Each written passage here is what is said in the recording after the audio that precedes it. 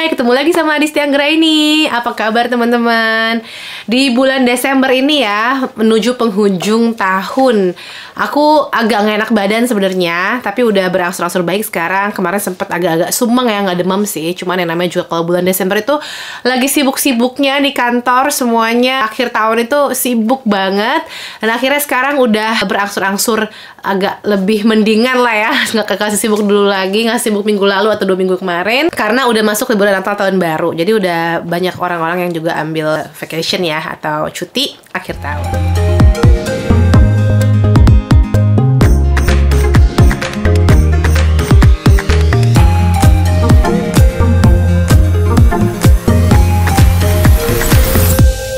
Bulan Desember itu menandakan berakhirnya tahun ini dan kita menyongsong tahun baru. Nah teman-teman, aku udah nggak sabar banget menyongsong tahun baru karena udah merencanakan hal-hal yang aku mau lakukan tahun depan, tahun 2023. Yang paling cepet nih, yang paling deket nanti liburan musim dingin. Kan kalau di sini tuh liburannya setiap musim ada liburan teman-teman ya. Nah liburan musim dingin tahun depan aku mengundang orang tua aku datang ke Belanda ya. Nah sekarang ini aku lagi sibuk mempersiapkan segala sesuatunya untuk kedatangan orang tuaku alias nenek datunya Kirana. Apa sih yang bikin pusing, yang bikin ribet ya? Yang pasti pertama harus bikin visa ya teman-teman. Nah untuk bikin visa itu banyak banget hal-hal yang harus disiapin juga, baik di sini maupun di Indonesia. Adik aku di Indonesia ya, di Bogor ya, dia membantu aku untuk mempersiapkan dokumen-dokumen, dan dia adalah seksi sibuk ya. Selain jadi admin aku untuk ngurusin sosial media dan YouTube aku, adikku juga ngebantu urusan-urusan berhubungan dengan administrasi lah ya di rumah. Untuk urusan visa ini juga aku minta tolong adikku bantu. Jadi dia yang akan mengatur. Dia pertama harus bikin janji di VFS, habis itu harus mempersiapkan semua dokumen-dokumennya, beli asuransi perjalanan, dan juga yang terakhir harus bayar ongkos visanya sendiri ke VFS Global. Jadi banyak biaya-biaya yang harus dikeluarkan. Karena itu aku sering banget harus transfer uang ke dia gitu. Nah, gimana caranya aku transfer uang dari sini ke Indonesia, teman-teman, dari Belanda ke Indonesia? Yang paling gampang, aman, dan murah itu yaitu pakai Paysend. Nah, aku mau kasih tahu teman-teman gimana caranya aku transfer pakai Paysend. Gampang banget. Sebelumnya aku mau telepon dulu adekku karena aku mau tanya langsung sama dia sebenarnya sudah sejauh mana persiapannya. Nah, teman-teman, aku sekarang pindah ke bawah soalnya aku mau telepon adikku lewat video conference system ini, supaya jelas gitu apa yang kita perluin, apalagi yang harus aku selesaiin dan siapin untuk bikin visa orang tuaku ini. Ya, kameranya ke atas sedikit. Nah, aku sekarang mau tanya sama adekku dulu. Jadi gimana, apa aja yang udah disiapin? Tadi udah bikin appointment ya ke VFS buat tanggal 27 udah. Buat bikin appointment berapa bayarnya? Itu waktu awal-awal tuh 500.000 itu booking fee ya doang. 500.000 booking fee per orang atau buat berdua? Berdua. Orangnya 200 ribuan lah. Oh, jadi 500 ribuan. Terus asuransi kesehatan ya harus disiapin ya, juga. Asuransi kesehatannya harus diperhatiin karena dia harus cover Schengen area. Karena kan Belanda juga termasuk Schengen area. Nanti tanggal 27 kita harus bayar biaya visanya sendiri kan, satu orang $60. Sekitar sejutaan lah ya. Berarti sejutaan, 2 jutaan, terus 3 juta, 4 juta lah ya. Terus nanti gimana transfer ini ya teh, uangnya teh? Nah, transfernya sekarang gampang banget, Ca. Udah bisa cepet sampainya pakai Paysend. Itu aman, murah, cepet. Nyampainya real time lagi. Emang beda kalau pakai bank itu biasa nggak ini? Ya, dulu sih ada kayak fitur untuk transfer uang dari luar negeri, antar luar negeri, cuman sampainya bisa lama. Terus repot karena Caca harus ke bank ngambil uang, bawa KTP segala macam, dan nggak di semua bank ada. Itu ribet. Sekarang pakai Paysend, nanti tinggal klik Caca dapat langsung nyampe real time. Mau lihat nggak? Kita coba ya. Kita coba. Nah, pakai Paysend juga ini nggak cuma ke Indonesia doang, tapi bisa kirim kemana aja, Ca, ke 150 negara.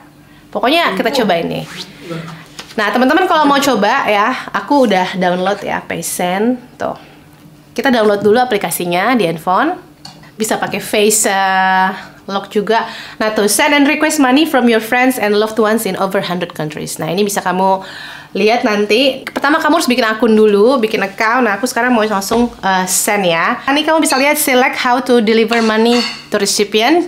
Pilih gimana cara kamu mau mengirimkan uang ke penerima. Aku pilih negaranya Indonesia. Indonesia ya tuh teman-teman. Lihat ada beneran Indonesianya. Langsung kamu bisa pilih mau ke bank, ke akun bank, ke digital wallet atau mau ke bank card. Aku mau pilih langsung ke account ya, ke rekeningnya adikku. Jadi to bank account kita pilih, got it. Ini kamu bisa isi dulu purpose of transfernya. Kamu bisa lihat dulu pertama view rates. Kamu mau lihat berapa ratesnya? Misalnya kamu pengen kirim 200 euro, sekarang 3 juta rupiah dapatnya. Kalau misalnya kamu mau kirim 50 euro, tuh resipiennya atau penerimanya langsung dapat 800 ribuan rupiah. Jadi ini semua udah ada di app-nya ya. Kamu tinggal lihat aja, semuanya udah jelas. Nah, aku kan perlu kirim 4 juta ya ke adikku buat urusan visa. Jadi aku misalnya klik 4, aku tambahin 150 ribu untuk bayar arisan. 4.150.000 rupiah. Tuh. Kamu bisa lihat euronya 253 euro,97 sen. Nah, itu udah, ini adalah rate yang bakal dideduct dari bank account kamu, nggak kurang, nggak lebih. Terus continue. Purpose of transfer, tujuan transfernya mau apa, kamu bisa pilih apa aja. Aku biasanya paying goods for services, terserah kamu lah ya. Resipien, penerimanya siapa, friends and family. Nah, account nomornya baru aku tulis dulu sekarang. Bank code, pas setelah nomor rekening itu ada bank code. Nah, ini bisa kamu langsung cari dan langsung ada nama-nama bank di Indonesia. Aku pilih Bank Sentral Asia karena itu banknya adikku. Lalu city, Kota Bogor. Ya, Kota Bogor. Lalu first name-nya kamu ketik deh nama penerimanya siapa dan siapa nama belakangnya. Continue. Itu aku nggak share ya soalnya kan itu privacy. Itu siap-siap ya di handphone, nanti lihat ada hasilnya. Kamu ada notifikasinya kan kalau m-banking? Select how to pay itu 53.97 euro. Nah, ini mau pakai apa bayarnya? Aku ada Apple Pay. Aku juga ada kartu yang udah di program di handphoneku. Aku mau coba Apple Pay ya karena aku udah punya. Nanti ada data yang harus kamu masukin. Nah, aku tadi masukin nomor paspor. Setelah itu ada pertanyaan seperti ini. Kamu yakin mau kirim 4.150.000 rupiah ke Marsha tuh? Kamu bisa cek lagi semua apakah udah benar data yang kamu masukin sebelum kamu klik Pay with Apple Pay. Nah, karena aku punya Apple Pay, aku tinggal klik. Processing payment, done. Ya, money is on its way. Katanya uangnya udah di jalan. Nah, kita lihat ya. Tuh ya, langsung keluar berapa yang aku kirim ke adikku bulan ini. Langsung masuk. Langsung masuk, coba kasih lihat.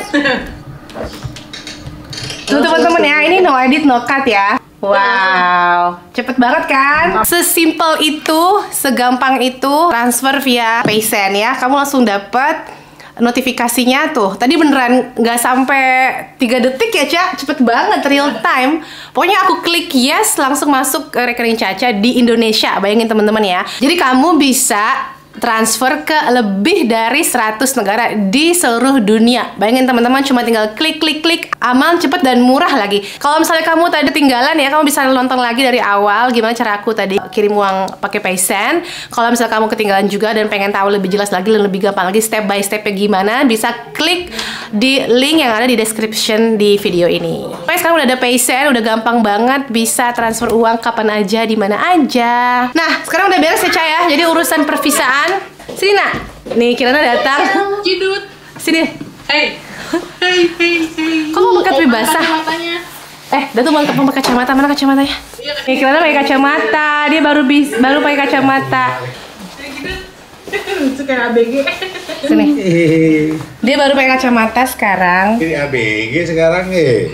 Kalau udah urusan visa selesai itu udah enak teman-teman, udah tenang ya, karena itu adalah hal yang paling penting yang harus diurusin. Kalau misalnya mau undang orang tua dari luar negeri, apa aja sih syarat-syaratnya kalau mau mengajukan aplikasi untuk visit Schengen area ya, atau mau visit negara Schengen? Ini aku kebetulan ada formulirnya dari adikku, dan ini formulir checklist ini bisa kamu dapetin dari websitenya ya, atau kalau kamu mau apply, kamu bisa cek di VFS atau langsung ke Kedutaan Belanda di Indonesia.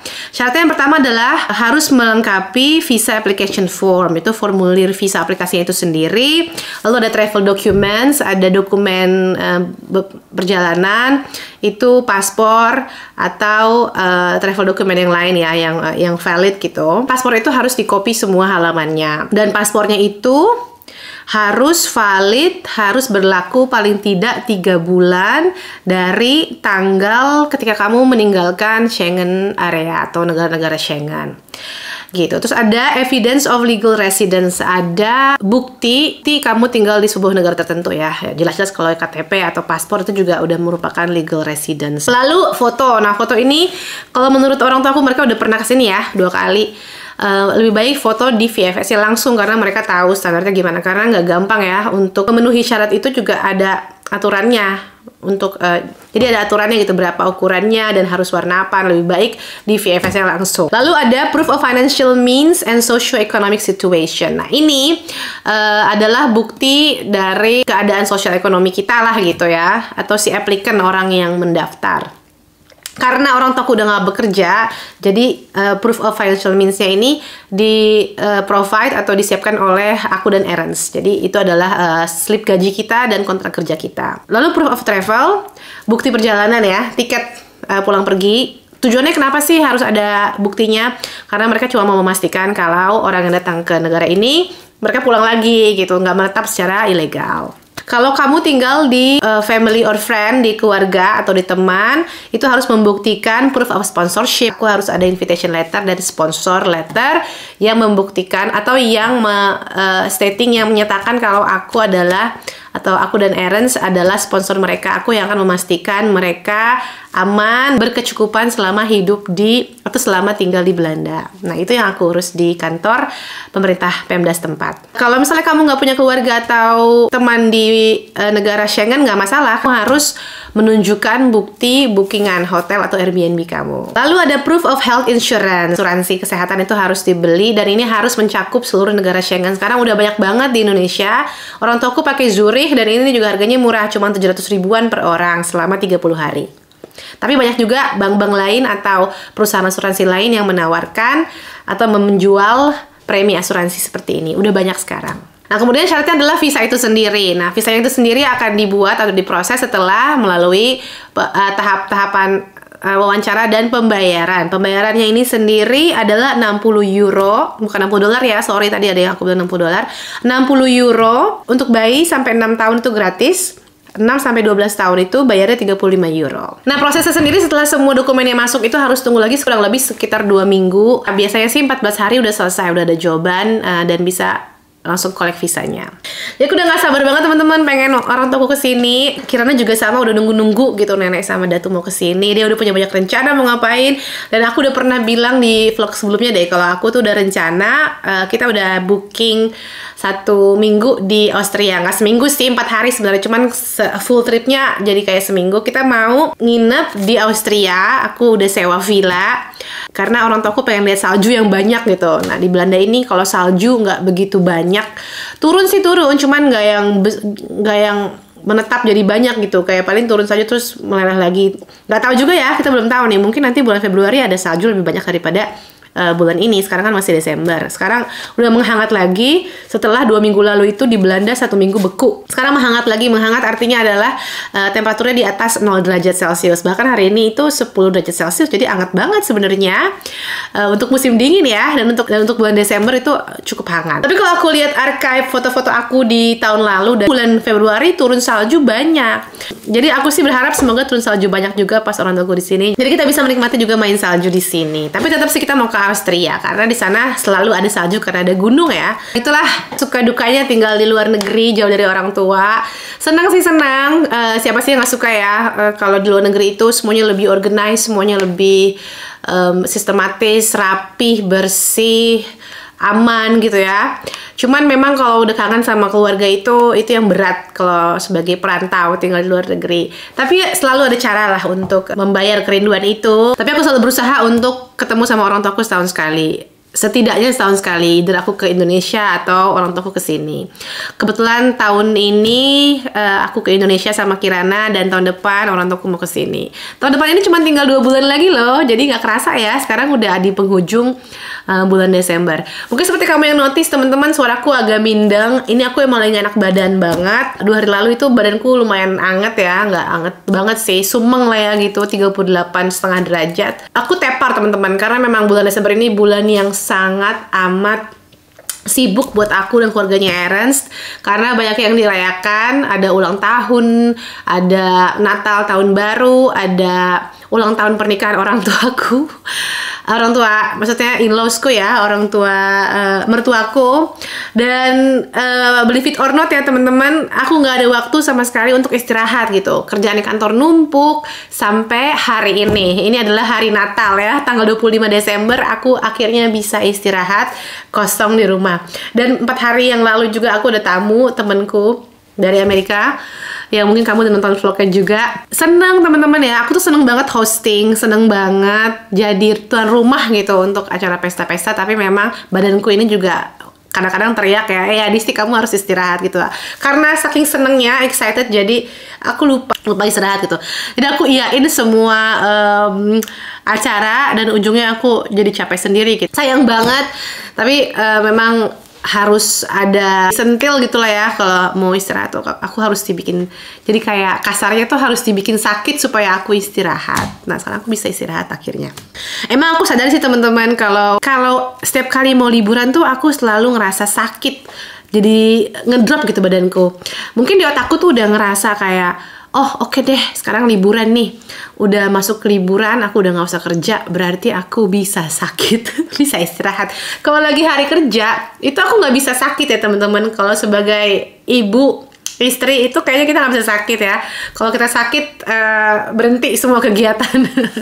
Jadi mau nggak mau terpaksa harus sehat gitu. Jadi kadang-kadang kalaupun aku sakit-sakit sedikit nggak dirasa, jadinya malah makin parah gitu. Salah sebenarnya ya. Sebenarnya kalau kita sakit itu kita harus berhenti terus istirahat gitu. Cuman karena lagi sibuk, nggak kerasa, karena udah biasa, nggak terlalu diperhatikan, numpuk-numpuk, diakumulasi. Jadi pas sakit itu sakit banget, tepar kayak sekarang nih. Aku sampai meriang gitu 2 hari yang lalu. Sekarang udah mendingan banget. Kemarin oke lah gitu, udah mendingan juga. Tapi sekarang udah mendingan banget. Tinggal sekarang aku jadi batuk-batuk aja gitu. Ini aku cut aja nih. Selama pembuatan video ini tuh aku batuk-batuk nggak karuan teman-teman. Cuman aku cut semua. Aku cut terus adegan batuknya. Tapi nggak apa-apa. Akhir tahun sekali lagi ya selalu festif di keluarganya Ernst. Dan itu menyenangkan buat aku. Kirana dan Ernst juga kita senang. Tapi lagi-lagi kita senang dan ini memang udah khasnya. Pokoknya kalau udah akhir tahun itu pasti sibuk, repot, rame di rumah, berantakan, kotor nggak apa-apa, yang penting semuanya happy. Nanti kan tahun baru ceritanya lain lagi. Dan menyongsong tahun baru juga aku senang karena seperti aku udah share di awal video tadi, kalau hal pertama yang akan kita lakukan di tahun baru adalah liburan sama orang tua aku yang akan datang ke sini. So I'm so excited. Jadi aku mau ucapin selamat merayakan Natal buat teman-teman yang merayakan ya, dan selamat menyongsong tahun baru 2023. Semoga kita semua selalu dilimpahi oleh keberkahan dan kesehatan. Salam untuk keluarga di rumah dan sampai ketemu di vlog berikutnya. Dah. Nih teman-teman ya, sekalian mau kasih lihat, ini adalah masakanku buat nanti malam. Itu buat lontong sayur ya. Masak 3 panci, 4 sama yang tadi. Ini semur daging campur lidah. Ini opor ayam. Tuh. Dan sekarang aku mau masak lontongnya. Ini airnya udah mateng ya. Gampang teman-teman lontongnya. Tuh, udah jadi, beli di toko, tinggal direbus. Masuk 1, 2, kayaknya 3 cukup deh. Ya, 3 dulu.